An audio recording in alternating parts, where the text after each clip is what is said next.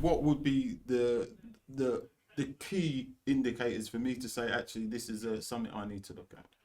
So an area where object storage is being used actively in hospitals and healthcare today, and we've seen this a number of times, is around the immutable backup sort of workload. You know, we've all seen, certainly in the UK, really, really high profile stuff hitting the news about ransomware attacks on the NHS.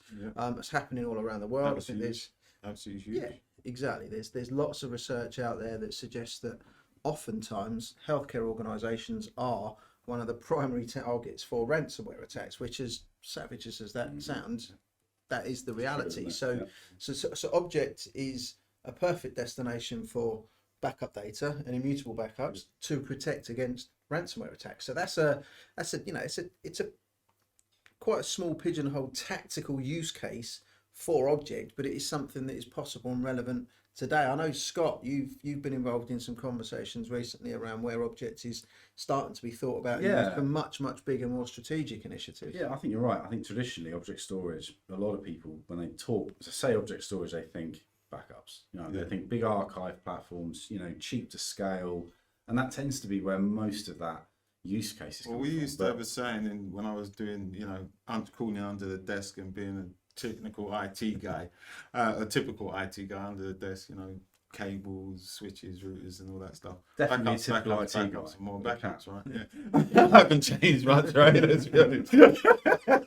Once an engineer. Always an engineer. So backups were a priority, but having done DR tests and that, there's nothing worse than going to a DR test. I never failed any because I'm that good. They were my backups. Of course. But no. My boss went the year before. No, honestly, I swear that. But I never failed the DR test. But the one thing because I used to have to look after the backups. But there's nothing worse in my eyes than going to a backup site. You've got a DR test. You've got teams of people turning up. You're trying to recover from tape. And that tape that you're trying to recover from, that was an incremental or it was a full backup and something didn't go right in those backups, right? And then you're left with a situation where you can't recover. I would think the worst kind of recovery would be for me, where it's not mutable, like you say, where I've tried to recover from disk, because I'm thinking, oh, no, we got this backup, we're all kind of good, we're all kind of safe. And then I put the ransomware back on the system. I don't know what you do at that point.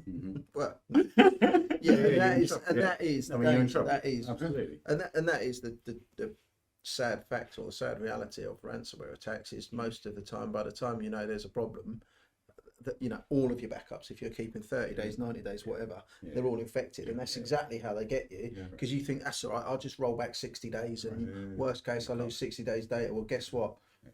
They compromise your systems 90 days or 120 days ago, so you're knackered. But yeah, so that's, I mean, it's a valid point that you talk about tapes. I mean, that goes back to the whole conversation about hospitals running those legacy systems. I mean, we know that there are still a big percentage of hospitals that are using tape-based backup systems because the legacy platform or legacy system that they're using has no understanding of what object storage, doesn't even understand what file storage potentially is. Or network-based storage is. So we've still got people using backups. Time for recovery is awful because actually we've got to go and find the tapes, and you know we've got to actually data security of those things. You know, I mean, in certain people are putting tapes in their pockets and taking them home because they're safe, right? You know what I mean? Things like that. So it's terrible. Whereas actually, in a world of scalable object storage where we can just pull that stuff back straight off the network, it's secure, we've got an incredibly long time in which we can keep those backups for.